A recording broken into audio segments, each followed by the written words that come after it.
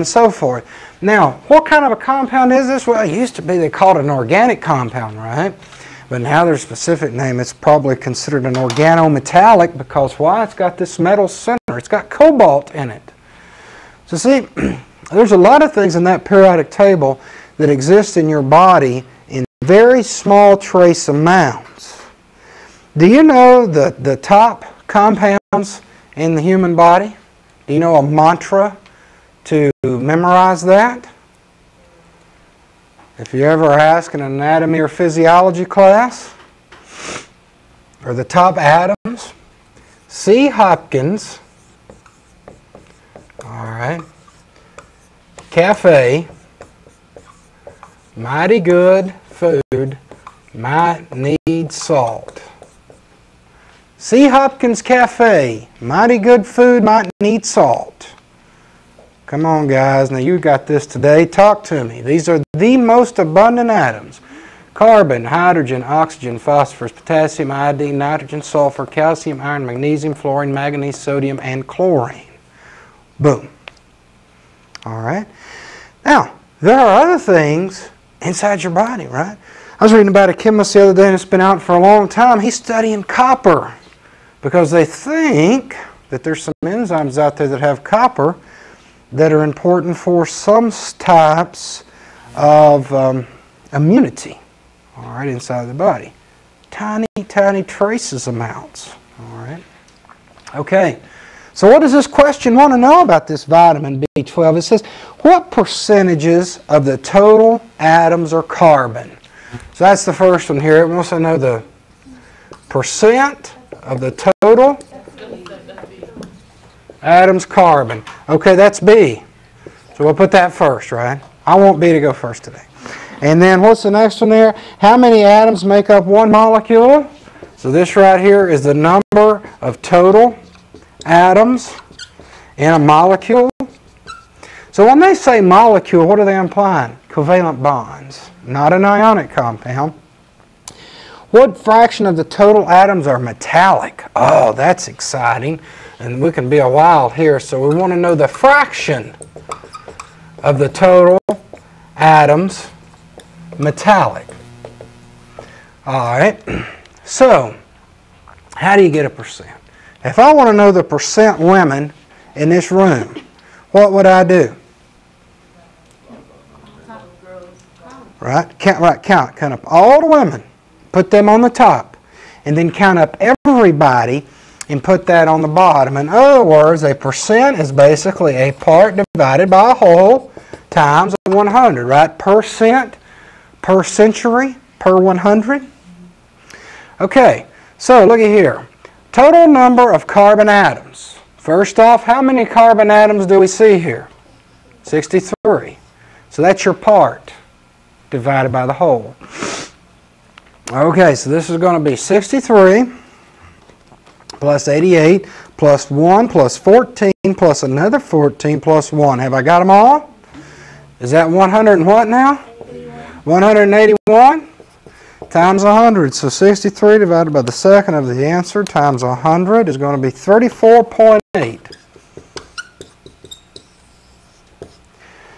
So the percent of the total carbon atoms here is 34.8%. All right. Now what's the total atoms? We already did that, right? 181. Okay.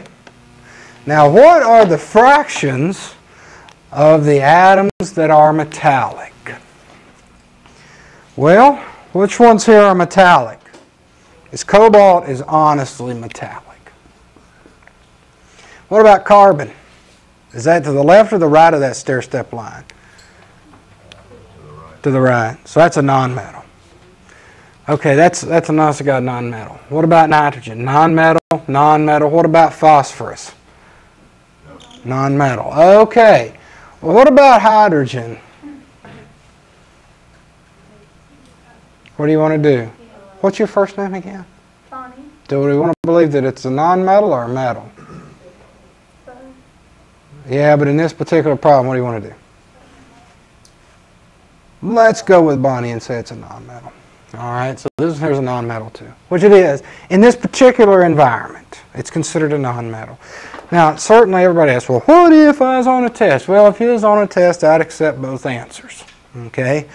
But let's go ahead, because I'm working the problem, let's call it a nonmetal for now, okay? In these type of compounds, like an organic compound, hydrogen is more often than not the nonmetal, all right? What am I going to do? Oh, fraction. Okay, so let's see here. What's the whole? 181 over 1. So the fraction is what? 1 over 181. That's the fraction. It didn't ask for the percentage. You don't have to multiply this by 100. It just wants to know fraction. All right. Now the other one there, number 38, it says 8S and S8 are different. Compare and contrast them. How are they alike and how are they different? All right. So basically, we've got 8 S's versus S8. So what is the difference when you look at these? And I know that you guys have not had a chance to read the chapter yet, but here's the deal.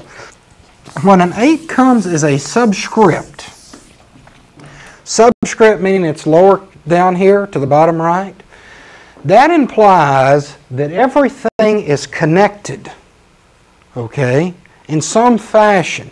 It could be an ionic bond, it could be a covalent bond, it could be all sorts of stuff. Here, covalent. This right here means that they're not connected. So if you want to know the difference from a chemist's perspective, this would be 8, 1, 2, 3, 4, 5, 6, 7, 8 sulfurs sitting there happily doing whatever sulfurs would do by themselves.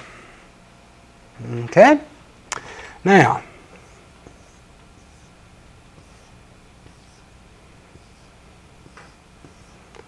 this right here, S superscript 8, would imply that these sulfurs are somehow bound together. All right? Everything is connected and held together tightly. See here? Nothing holding this together. All right? This would be kind of just pull one away. Just little ping pong balls. So that's the difference if the 8 goes in the front in what's called a stoichiometric coefficient versus if 8 goes in the subscript. Who's happy with that? Wonderful. Do we have anything else? Well, as I was flipping through this chapter, there's something called mixtures. There's 2 types of mixtures that are called homogeneous and heterogeneous. All right? And then that should be it for this chapter. So what does homogeneous mean? Fully blended. What's that now? Fully blended, the same throughout, right? Homo means the same, geneous, throughout.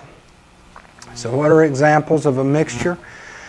Well, first off, a mixture, when you talk about it in here, is generally something that has happened either before a reaction or after a reaction, not in the process of a reaction. For an example, if you take salt and put that in distilled water, you have yourself a mixture. Now, how do you know that? How do you know it's not a chemical reaction? Well, here's why. Because when you just let the water evaporate out, what have you got left behind? Salt. Okay? So if you had a mixture of salt water where everything was stirred up and completely mixed, would that be considered homogeneous or heterogeneous? What's that now? Homogeneous. So if you took a little taste in this corner, a little taste here, here, here, here, it would all taste the same. All right? Now, what would happen if you had a mixture that was not like that? Okay, like let's just say you threw a bag of sugar and a bag of sand and a bag of seashells together. Shook them up. Would that be homogeneous or heterogeneous? Heterogeneous, right? Because the likelihood of you having an ordered situation like 1 piece of salt, 1 piece of sand, 1 piece of sugar, 1 piece of seashell, 1 piece of salt in a very ordered array would be statistically improbable. All right? So that would be a mixture, but it would not be consistent throughout. And that's what they call heterogeneous. Now there is a third type, which is what happens in between. And that's what they